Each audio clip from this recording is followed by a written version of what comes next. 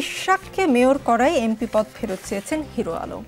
এটা কোন প্রক্রিয়ায় হতে পারে বা আদৌ হতে পারে কিনা? আইনের ছাত্র আপনি যদি মানে আপনার কাছেই জানতে চাই এই ব্যাপারটা নিয়ে ফেসবুকে অনেক লেখালেখি দেখছিলাম। তবে ঘটনা কি, কোনো একটা ঘটনা ঘটার পরে আমরা অনেক ক্ষেত্রে ম্যাচ করে ফেলি অনেক জিনিস, কারণ যে স্ট্যাটাসের রেফারেন্স আপনি নিয়ে এসেছেন ওই জায়গাতেও সম্ভবত এই টাইপ কথাবার্তা বলা আছে, কিন্তু যিনি লিখেছেন উনি যদি একটু ভালো মতো ঘাটাঘাটি করেন আমার দৃঢ় বিশ্বাস উনি বুঝতে পারবেন পার্লামেন্টে যদি না থাকে তারপরে আর হিরো আলম তো মেয়রাল যে ইলেকশন যেটার সাথে তুলনা করা হচ্ছে এইটা কিন্তু আইনটা আলাদা, সিটি কর্পোরেশনের আইনটা আলাদা আর এমপি ইলেকশনের আইনটা পুরোপুরি আলাদা, এবং পার্লামেন্ট নাই, পার্লামেন্ট অলরেডি ভেঙে দেওয়া হয়েছে।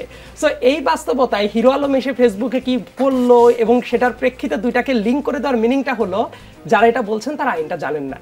আমার কথা বুঝবার দরকার নাই, জাস্ট একটু সার্চ করলে একটু অনেকটা ওইরকম কথাই বলেছেন যে 18 ইলেকশন যদি অবৈধ হয়, 24 ইলেকশন যদি অবৈধ হয় তাহলে আদালতের রায় সিলেকশনের মাধ্যমে আওয়ামী আমলের ইলেকশনের ফলাফল হিসেবে এখন কিভাবে মেয়র হয়, তাহলে তো ঢাকা 17 আসনে জনাব হিরো আলমকেও এমপি ঘোষণা করা উচিত। একইভাবে ইন্টারিম সরকারেরও প্রয়োজন নেই, সেই অবৈধ ইলেকশনের বিরোধী দলের 300 জনকেই তো আদালতে এমপি ঘোষণা করতে পারে। আমি বরং মিরাজ মিয়াকে যেটা বলবো যে সুন্দর মতো সিটি কর্পোরেশনের যে আইনটা আছে সেটা দেখলেই খুব ক্যাটাগরিক্যালি উনি বুঝতে পারবে যে এই ইলেকশনটা হয়েছিল 2020 সালের 1 ফেব্রুয়ারি, এবং ইলেকশনটা হয়ে যাওয়ার পরে যদি কারো কোনো আপত্তির জায়গাটা থাকে পরবর্তী 30 দিনের ভেতরে এইটা আপত্তির জানানোর জায়গাটা থাকে।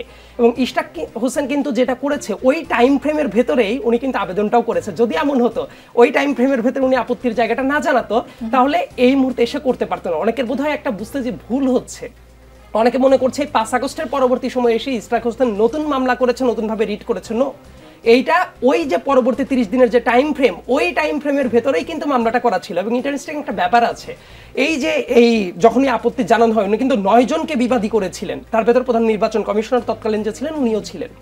এই ব্যাপারটা 180 দিনের ভেতরে নিষ্পত্তি করার কথা, কিন্তু এইটা আপাত দৃষ্টিতে পরবর্তীতে যেটা হয় বাংলাদেশে যেটা হয়েছে ওইটার হিয়ারিং এর ভেতর দিয়ে কিন্তু যায় নাই। কিন্তু তার মানে এই না যে এই ব্যাপারটা আদালতের শুনানি হতে পারে না, বরং আমি যখন পূর্ণাঙ্গ রায়টা দেখবো, এখন পর্যন্ত যেহেতু পূর্ণাঙ্গ রায়টা দেখিনি, একদম পয়েন্ট ধরে ধরে আলোচনা করাটা উচিত না লিগ্যাল পয়েন্ট অফ ভিউ থেকে। বাট আমার কাছে যেটা মনে হয় এই ডিসিশনে কিন্তু আরেকটা জিনিস সুস্পষ্ট হয়ে গেল, একটা পার্টকে কিন্তু মানুষ ইগনোর করে ফেলছে। ওই যে অবৈধ রেজিমের মেয়র হয়েছিল তাপস, তার প্রক্রিয়াটাও যে অবৈধ ছিল সেটাও কিন্তু এখন জুডিশিয়াল প্রসেসের মাধ্যমে প্রুভড একটা জিনিস হয়ে গেল। আচ্ছা, আরেকটা জিনিস একটু ব্যাখ্যা করবেন, আমি জাস্ট মাঝখানে প্রশ্নটা করে রাখতে চাই। অনেকেই এই ধরনের প্রশ্ন করছে যে আদালত বলছে ওই নির্বাচনটাই অবৈধ, তাহলে তিনি কি করে মেয়র হিসেবে শপথ নেন? এইটা একটু ব্যাখ্যা চাই আপনার কাছ থেকে, আইনি ব্যাখ্যা। দ্বিতীয়ত, চট্টগ্রামে এই ধরনের ঘটনা ঘটার পর আবার ঢাকায় দক্ষিণ সিটিতে একই ধরনের একটি রায় আসাতে আরো জনমনে প্রশ্নগুলো বেশি। চট্টগ্রামের যখন হিসাবটা হয়েছিল ওইটাও আমি একটু বলে রাখি যে এটা কিন্তু মেয়াদেরও ব্যাপার আছে। ইশরাক হোসেনের ব্যাপারটা আমি কেন বললাম চূড়ান্ত রায় দেখার পরে মন্তব্য করব, কারণ যে টাইম ফ্রেমটা ছিল আমার দৃঢ়ভাবে এক্সাক্ট ডেটটা আমার এই মুহূর্তে মনে পড়ছে না, তবে সম্ভবত ফেব্রুয়ারির 25 বা 26 তারিখের দিকে ওই যে উত্তরের মেয়র আতিকুল এবং ওই মেয়র তাপস 2020 সালে তারা শপথটা নেয়। এটার পরে পরবর্তী 5 বছর যদি হিসাব করেন তাহলে ওই যে 5 বছরের যে টাইম ফ্রেম অলরেডি সেটা কিন্তু বার্ড হয়ে যাওয়ার কথা। কিন্তু চট্টগ্রামের ক্ষেত্রে ঘটনা ঘটেছিল অন্য একটা ঘটনা। চট্টগ্রামের ইলেকশন হয়েছিল 2021 সালের জানুয়ারি বা ফেব্রুয়ারির দিকে, মানে ওইটা কিন্তু 5 বছরের কোরামটা এখনো পুরোপুরি পূর্তি হয় না। এবং ওই জায়গায় ওই টাইমের স্থানীয় সরকার মন্ত্রণালয়ের যে এই 5 আগস্টের পরবর্তী সময়ে সিটি কর্পোরেশনের মেয়রদের যখন বিলুপ্ত করে দেওয়া হলো ওই জায়গায় কিন্তু চট্টগ্রাম ধরে উল্লেখ করা ছিল, এবং পরবর্তীতে কিন্তু এই গেজেট থেকে অফিসিয়ালি চট্টগ্রামকে বাদ দিয়ে দেওয়া হয়।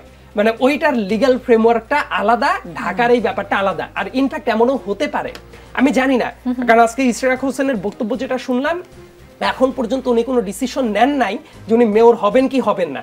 তবে আমার কাছে যেটা মনে হয় এই ব্যাপারটা দলীয় ফোরামে নিশ্চয়ই উনি আলাপ আলোচনা করবেন, কারণ দলীয় নমিনেশনেই উনি মেয়রাল পদে দাঁড়িয়েছিলেন। এমনও হতে পারে এটা স্রেফ একটা সেরিমোনিয়াল পোস্টও হতে পারে যে পরবর্তীতে জাস্ট তাপস অবৈধ ছিলেন এবং উনিই মূলত জিতে গিয়েছিলেন, এইটার একটা অফিসিয়াল ফ্রেমওয়ার্ক হিসেবে দাঁড়িয়ে থাকলো। তারপরে উনি হয়তো বা না বসলেও এটা কিন্তু অফিসিয়ালি রেকগনাইজড হবে যে ওই টাইমে তাহলে অবৈধ ছিল এবং জেতার ব্যাপারটা ছিল। তবে এই সবকিছুই ডিপেন্ড করবে চূড়ান্ত রায়টা দেখার পরে, তারপর আমরা লিগ্যাল একটা মন্তব্য করতে পারবো। জি।